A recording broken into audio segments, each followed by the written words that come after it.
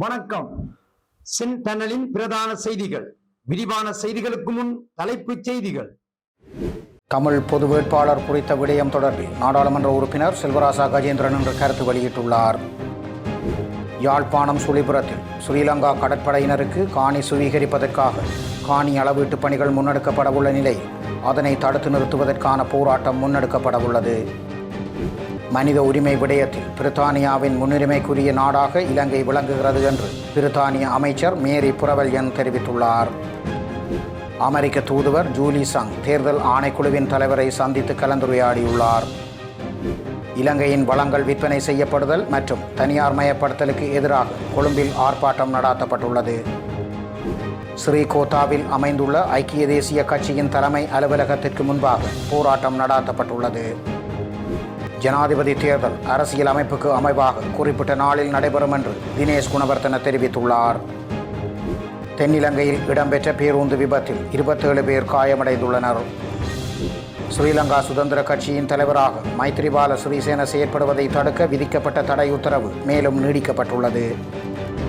பாகிஸ்தானில் பேருந்து பள்ளத்துள் வீழ்ந்து விபத்துக்குள்ளாகியதில் 28 பேர் உயிரிழந்துள்ளனர். நைஜீரியாவின் கிராமம் ஒன்றினுள் புகுந்த ஆயுததாரிகள் 7 பேரை கொண்டுள்ளதுடன் 150 பேரை கடத்திச் சென்றுள்ளனர். தொடர்பென விரிவான செய்திகள். தமிழ் பொது வேட்பாளர் குறித்த விடயம் தொடர்பில் நாடாளுமன்ற உறுப்பினர் செல்வராசா கஜேந்திரன் இன்று கருத்து வெளியிட்டுள்ளார். தமிழ் தேசிய கூட்டமைப்பினர் ஜனாதிபதி தேர்தலில் எந்த ஒரு வேட்பாளருக்கோ மக்களை வாக்களிக்குமாறு கோர முடியாத நிலையில் உள்ளனர். அப்படி மக்கள் வெறுப்படைந்துள்ள நிலையில் அந்த மக்கள் மத்தியில் ஒரு உற்சாகத்தை ஏற்படுத்த வேண்டுமாக இருந்தால் எங்களை இந்த அரசு ஏமாற்றிவிட்டது, இவர்கள் எல்லாம் சரிவர மாட்டார்கள், நாங்கள் எல்லோரும் உறுதியாக ஒற்றுமையாக முடிவெடுத்து விட்டோம், ஒற்றுமையாக எங்களுடைய நிலைப்பாட்டை வெளிப்படுத்தினால் சர்வதேச சமூகம் எங்களுக்கு ஒன்றை தந்துவிடும் என்ற எண்ணப்பாட்டை மக்களுக்கு காட்டி மக்களை தேர்தலுக்கு தயார்படுத்துகின்ற ஒரே நோக்கத்திற்காகத்தான் இவர்கள் தமிழ் பொது வேட்பாளர் என்ற விடயத்தை கையில் எடுத்துள்ளார்கள் என்று தமிழ் தேசிய மக்கள் முன்னணியின் பொதுச் செயலாளரும் நாடாளுமன்ற உறுப்பினருமான செல்வராசா கஜேந்திரன் குற்றம் சாட்டியுள்ளார். இன்று அவர் தனது கட்சியின் தலைமைச் செயலகத்தில் நடத்திய ஊடகவியலாளர் சந்திப்பின் போது இந்த விடயத்தை சுட்டிக்காட்டியுள்ளார். அங்கு அவர் மேலும் தெரிவிக்கையில், கூட்டமைப்பினர் மக்கள் மத்தியிலே போய் நின்று ஒரு ஜனாதிபதி தேர்தலிலோ அல்லது எந்த ஒரு தேர்தலிலும் வாக்களிக்குமாறு மக்களை கூற முடியாத நிலையில் இருக்கிறார்கள். ஆகவே அப்படி மக்கள் வெறுப்படைந்திருக்கிற ஒரு நிலைமையிலே அந்த மக்கள் மத்தியிலே ஒரு உற்சாகத்தை ஏற்படுத்த வேண்டுமாக இருந்தால் நாங்கள் இந்த அரசு மாற்றி விட்டது, இவர்கள் எல்லாம் சரிவர மாட்டார்கள், நாங்கள் நாங்கள் எல்லாரும் ஒரு உறுதியாக ஒற்றுமையாக ஒரு முடிவெடுத்து விட்டோம், ஒற்றுமையாக எங்களுடைய நிலைப்பாட்டை வெளிப்படுத்தினால் சர்வதேசமும் எங்களுக்கு ஒன்றை தந்துவிடும் என்ற ஒரு எண்ணப்பாட்டை மக்களுக்கு காட்டி மக்களை தேர்தலுக்கு தயார்படுத்துகின்ற ஒரே நோக்கத்துக்காகத்தான் இவர்கள் இந்த பொது வேட்பாளர் என்ற விடயத்தை கையில் எடுத்திருக்கிறார்கள்.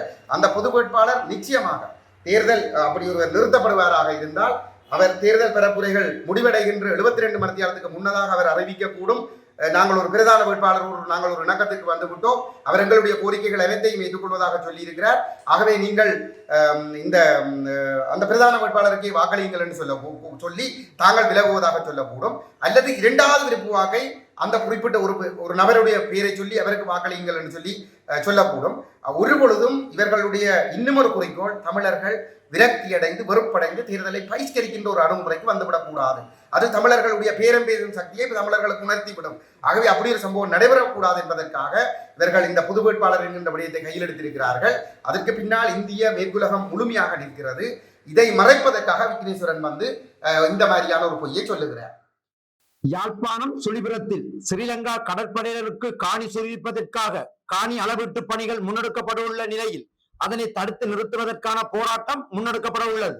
ஸ்ரீலங்கா கடற்படையினருக்காக காணி சுவீகரிப்பதற்கு யாழ்ப்பாணம் சுழிபுரத்தில் அளவீட்டு பணிகள் நாளை முன்னெடுக்கப்பட உள்ளதாக தெரிவிக்கப்பட்டுள்ள நிலையில் இக்காணி அளவீட்டு பணிகளை தடுத்து நிறுத்துவதற்கான போராட்டம் ஒன்றினை முன்னெடுக்க உள்ளதாக தமிழ் தேசிய மக்கள் முன்னணி அறிவித்துள்ளது. நாளை காலை 9 மணிக்கு சுழிபுரத்தில் குறித்த போராட்டம் முன்னெடுக்கப்பட உள்ளதாக தமிழ் தேசிய மக்கள் முன்னணியின் பேச்சாளர் சட்டத்தரணி கனகரத்னம் சுகாஸ் விடுத்துள்ள ஊடக அறிக்கையில் தெரிவித்துள்ளார். அந்த ஊடக அறிக்கையில் தெரிவிக்கப்பட்டுள்ளதாவது: நாளை காலை 9 மணிக்கு சுழிபுரத்தில் கடற்படைக்கு காணி சுவீகரிப்பதற்காக அளவீட்டு பணிகள் இடம்பெறப் போவதாக தகவல்கள் வெளியாகியுள்ளன. எமது மக்களுக்கு சொந்தமான காணிகளை கடற்படைக்கு சுவீகரிப்பதை ஒருபோதும் அனுமதிக்க முடியாது. எமது மண்ணை காக்க நாளை காலை சுழிபுரத்தில் அணிதிரளுமாறு தாயகத்தை நேசிக்கும் அனைவரையும் அன்புரிமையோடு அழைக்கின்றோம். இந்த மண் எங்களின் சொந்த மண் என்று அதில் குறிப்பிடப்பட்டுள்ளது. மனித உரிமைகள் விடயத்தில் பிரித்தானியாவின் முன்னுரிமைக்குரிய நாடாக இலங்கை விளங்குகின்றது என்று பிரித்தானிய அமைச்சர் மேரி பிரபலன் தெரிவித்துள்ளார். மனித உரிமைகள் விடயத்தில் பிரித்தானியாவின் முன்னுரிமைக்குரிய நாடாக இலங்கை விளங்குகின்றது என பிரித்தானியாவின் பொதுநலவாய வெளிவிவகார அபிவிருத்தி அலுவலக இராஜாங்க அமைச்சர் மேரி ட்ரெவெல்யன் தெரிவித்துள்ளார். நாடாளுமன்றத்தில் இலங்கையின் நல்லிணக்கம் தொடர்பில் பிரித்தானியாவின் நிலைப்பாடு குறித்து எழுப்பப்பட்ட கேள்விக்கு பதிலளிக்கையிலேயே அமைச்சர் இதனை குறிப்பிட்டுள்ளார். இலங்கையின் நல்லிணக்க பொறிமுறை குறித்து பாதிக்கப்பட்ட சமூகத்தினர் வெளியிட்டுள்ள குறிப்பிடத்தக்க சந்தேகங்களை நாங்கள் ஏற்றுக்கொள்கின்றோம் என இராஜாங்க அமைச்சர் மேலும் சுட்டிக்காட்டியுள்ளார். நம்பிக்கையை கட்டியெழுப்புவதற்காக அனைவரையும் உள்வாங்கிய நடைமுறையின் அவசியத்தை பிரித்தானியா வலியுறுத்தியுள்ளது எனவும் அவர் தெரிவித்துள்ளார். எந்த பொறிமுறையும் சுயாதீனமானதாக அர்த்தபூர்வமானதாக பாதிக்கப்பட்ட சமூகங்களின் நம்பிக்கையை பெறக்கூடியதாக காணப்பட வேண்டும் என குறிப்பிட்டார். அத்துடன் முன்னைய நிலைமாறுகால நீதி செயற்பாடுகளின் தொடர்ச்சியாகவும் பொறுப்பு கூறலிற்கான பாதைகளை வழங்குவதாகவும் காணப்பட வேண்டும் எனவும் அவர் சுட்டிக்காட்டியுள்ளார். அமெரிக்காவின் தூதுவர் ஜூலி சங் தேர்தல் ஆணைக்குழுவின் தலைவரை சந்தித்து கலந்துரையாடியுள்ளார். அமெரிக்க தூதுவர் ஜூலி சங் இலங்கையில் நடைபெறவுள்ள தேர்தல்கள் குறித்து ஆலோசிக்க தேர்தல் ஆணையகத்தின் தலைவர் RMAL ரத்நாயக்காவை சந்தித்துள்ளார். இதன்போது அமெரிக்க தூதுவர் ஜூலி சங் தேர்தல்கள் நடத்துவது தொடர்பில் கேள்விகளை எழுப்பியுள்ளார்.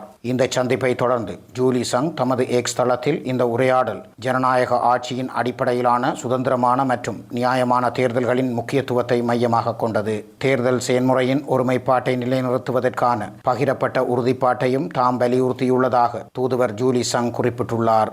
இந்த நிலையில் தேர்தல்கள் ஆணைக்குழுவிற்கு வழங்கப்பட்டுள்ள அரசியலமைப்பு அதிகாரங்களுக்கு அமைய தேர்தல்கள் நடாத்தப்படும் என தேர்தல்கள் ஆணையகத்தின் தலைவர் ரத்நாயக்க ஜூலி சங்கிடம் உறுதியளித்துள்ளார். மேலும் வெளிப்படையான மற்றும் பாரபட்சமற்ற தேர்தல் செயல்முறையை உறுதி செய்வதில் ஆணையத்தின் அர்ப்பணிப்பையும் அவர் மீண்டும் வலியுறுத்தியுள்ளார் என்று தெரிவிக்கப்பட்டுள்ளது. இலங்கையின் வளங்கள் விற்பனை செய்யப்படுதல் மற்றும் தனியார் மயப்படுத்தலுக்கு எதிராக கொழும்பில் ஆர்ப்பாட்டம் நடாத்தப்பட்டுள்ளது. இலங்கையின் வளங்களை விற்பனை செய்தல் மற்றும் தனியார் மயப்படுத்துதலுக்கு எதிராக கொழும்பில் இன்று மாபெரும் ஆர்ப்பாட்டம் ஒன்று நடாத்தப்பட்டுள்ளது. குறித்த போராட்டம் கொழும்பு கோட்டை புகையிரத நிலையத்திற்கு முன்பாக நடாத்தப்பட்டுள்ளது.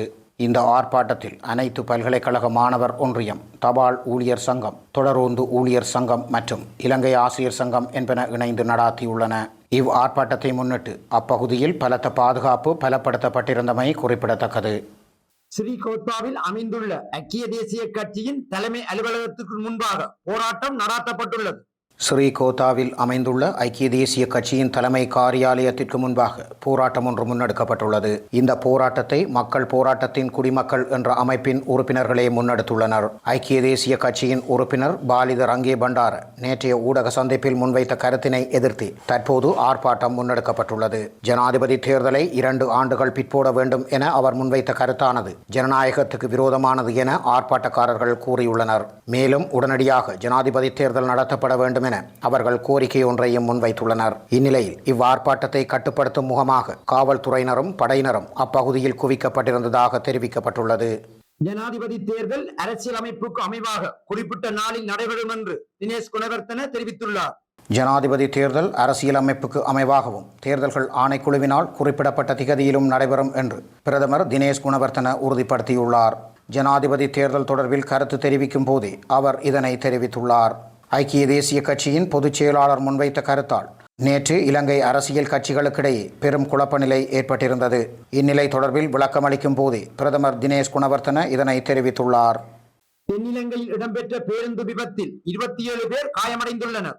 தென்னிலங்கையில் இடம்பெற்ற பேருந்து விபத்தில் 27 பேர் காயமடைந்துள்ளனர். இன்று காலை 6:15 மணியளவில் கொழும்பு பதுளை பிரதான வீதியின் பெல் மடுல்ல நகருக்கு 500 மீட்டர் தூரத்தில் தனியார் பேருந்து ஒன்று முச்சக்கர வண்டியொன்றுடன் ஏற்படவிருந்த விபத்தை தடுப்பதற்கு பேருந்து சாரதி பேருந்தை வீதியில் இருந்து அகற்ற முயன்ற போது மண் தளர்வாக இருந்ததால் பேருந்து அருகிலுள்ள பள்ளத்தில் கவிழ்ந்துள்ளது. இந்த விபத்தில் படுகாயமடைந்த 7 பேர் ஆபத்தான நிலையில் இரத்தினபுரி பொது மருத்துவமனையிலும் 20 பேர் ககவத்தை மருத்துவமனையிலும் அனுமதிக்கப்பட்டுள்ளனர். விபத்தில் காயமடைந்த ஒருவரின் நிலைமை கவலைக்கிடமாக உள்ளதாக மருத்துவமனை வட்டாரங்கள் தெரிவிக்கின்றன. ஸ்ரீலங்கா சுதந்திர கட்சியின் தலைவராக மைத்ரிபால சிறிசேன செயற்படுவதை தடுக்க விதிக்கப்பட்ட தடை உத்தரவு மேலும் நீடிக்கப்பட்டுள்ளது.